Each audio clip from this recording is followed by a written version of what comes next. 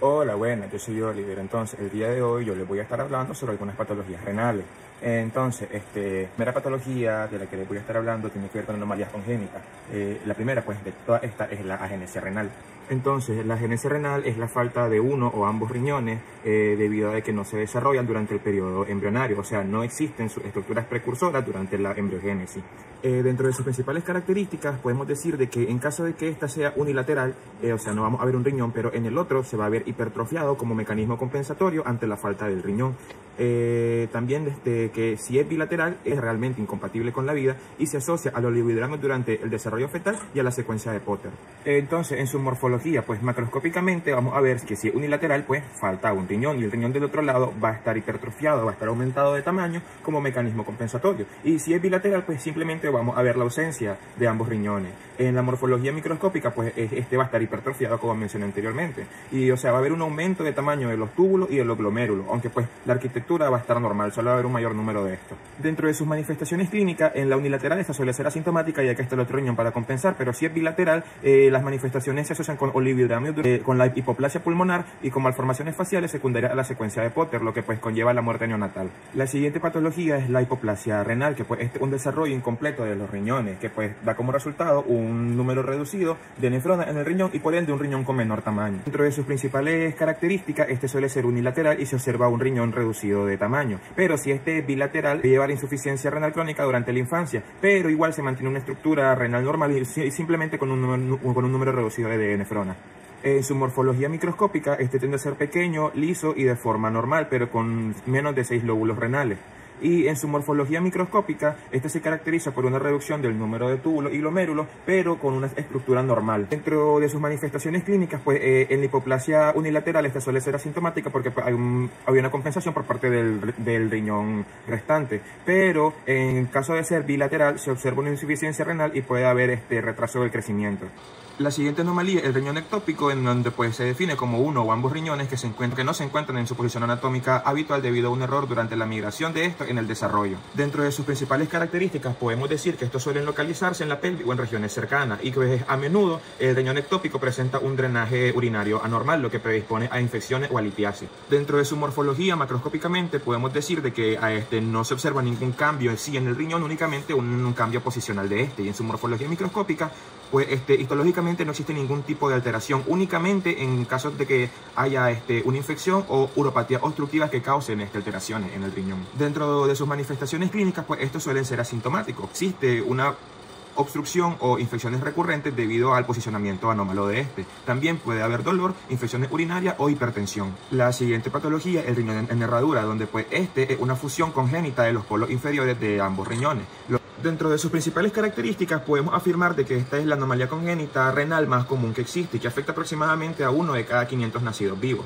También de que los riñones fusionados suelen estar localizados en la región pélvica. Dentro de su morfología microscópica podemos decir que los riñones están conectados por un istmo en la línea media y pues la forma resultante es similar a la de una herradura y también van a presentar alteraciones en el posicionamiento de los uréteres.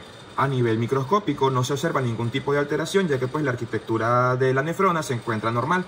Únicamente pueden haber cambios si estos son secundarios a obstrucciones o a infecciones. Dentro de las manifestaciones clínicas de pues generalmente es asintomático. Las manifestaciones clínicas es por el riesgo a infecciones del tracto urinario, litiasis u otro tipo de obstrucciones al flujo urinario normal. Bien, la siguiente es la nefroesclerosis, la cual vamos a dividirlo en benigna y en maligna. Entonces vamos primero con la nefroesclerosis benigna, que pues es el endurecimiento de las arterias renales asociado a una hipertensión crónica, lo que conlleva a cambios progresivos en el riñón o a un remodelamiento del mismo. Dentro de su patogenia, pues tenemos de que este es causado por hipertensión crónica, la cual va a llegar a causar daño vascular en las arteriolas renales con un engrosamiento de las paredes de estas y por ende una reducción del flujo sanguíneo, lo que va a llevar a una isquemia renal. Al darse esta isquemia renal se va a activar el sistema renina-angiotensina-aldosterona y por ende va a estar activado de manera crónica, lo cual con el tiempo hace que se dé un remodelamiento renal, ya que el mecanismo se vuelve aberrante. Dentro de su morfología macroscópica, pues los riñones van a estar disminuidos de tamaño y van a presentar en su superficie una apariencia granular fina. En su morfología microscópica pues va a haber un engrosamiento hialino de la arteriola, una atrofia tubular y una fibrosis intersticial. Dentro de sus principales características clínicas, pues este puede ser asintomático o puede causar insuficiencia renal progresiva, la cual podemos medir con la escala AKI, o con la escala Rifle, o con la escala Cadigo, o con cualquier otra escala para medir función renal. La siguiente es la nefroesclerosis maligna, la cual pues es causada por el daño grave al riñón asociado con hipertensión maligna, la cual en sí se caracteriza por un aumento rápido de la presión arterial, lo que conlleva una insuficiencia renal aguda. Dentro de su patogenia tenemos que el aumento rápido y severo de la presión arterial va a provocar daño a nivel del endotelio con necrosis fibrinoide de la arteria y una activación aberrante del sistema renina-angiotensina, lo que va a agravar la hipertensión y a también agravar el daño renal. Dentro de su morfología, pues a nivel macroscópico tenemos que los riñones van a estar normales en tamaño o van a estar ligeramente reducidos y también van a presentar múltiples hemorragias petequiales. Dentro de su morfología microscópica pues se va a observar una necrosis fibrinoide de las arterias con una hiperplasia de las células musculares lisas en la arteriola afectada, lo que va a formar un patrón conocido como capas de cebolla. Dentro de sus características clínicas pues los pacientes van a presentar una hipertensión severa con una insuficiencia renal aguda, un edema cerebral y también insuficiencia cardíaca congestiva. Bien, siguiente es la hidronefrosis, que pues en sí la dilatación del sistema colector renal que incluye pelvis renal y cálice y va a ser debido a la obstrucción crónica del flujo urinario, lo que va a llevar a la atrofia del parénquima renal. Dentro de su morfología macroscópica pues este sistema colector va a estar dilatado y en casos más avanzados el parénquima renal va a estar notablemente atrofiado. También la corteza puede estar delgada o incluso casi ausente. Dentro de su morfología microscópica pues va a haber atrofia tubular y fibrosis intersticial, que esas son las dos manifestaciones más comunes, con áreas de inflamación y colapso de los glomérulos en casos avanzados. Dentro de sus manifestaciones clínicas pues estas van a variar en dependencia de la causa en sí de la obstrucción, pero las más comunes van a ser dolor lumbar, hematuria, infecciones urinarias recurrentes y en caso grave insuficiencia renal. Dentro de la patogenia pues la más común de esta es la urolitiasis, que pues va a haber una obstrucción por cálculos renales o urolitos que van a causar un bloqueo del flujo de orina, que va a llevar a la acumulación de esta y al daño de las estructuras renales. Bien, ahora les voy a mencionar los principales tipos de cálculos renales o de nefrolitos que existen. El primero y los más comunes son los cálculos de oxalato de calcio, que están asociados con la hipercalciuria.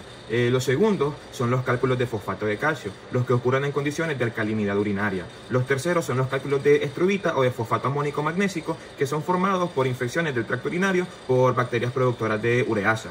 Los siguientes son los cálculos de ácido úrico, que son más frecuentes en pacientes con gota o con hiperuricemia. Y los últimos son los cálculos de cistina, que pues son los más raros, sí, y se relacionan con trastornos hereditarios del metabolismo de la cistina.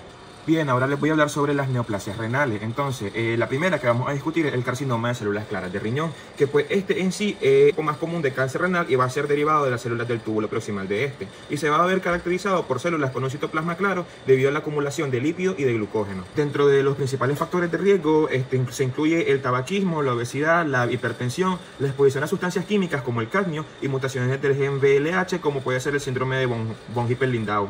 Dentro de su morfología macroscópica, pues estos tumores van a ser masas amarillentas, redondeadas, bien delimitadas, con áreas de necrosis y hemorragia.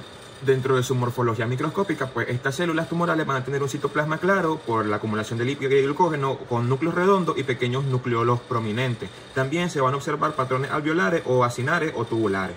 Dentro de las principales características clínicas pues se puede observar hematuria, dolor en el flanco y una masa palpable, y en etapas más avanzadas se pueden observar síntomas constitucionales como pérdida de peso, fiebre, y el carcinoma de células claras tiene un alto potencial metastásico y que va a afectar principalmente a los pulmones y al hueso. El siguiente, el carcinoma uroterial de la pelvis renal, que pues en sí es un tumor maligno que se origina en el epitelio de transición de la pelvis renal y que morfológicamente va a ser similar a los carcinomas de células transicionales que van a afectar a la vejiga. Dentro de los factores de riesgo se puede incluir el tabaquismo, la exposición a carcinógenos como las arilaminas, antecedentes de nefropatía por analgésico y mutaciones genéticas asociadas en la vía del TP53.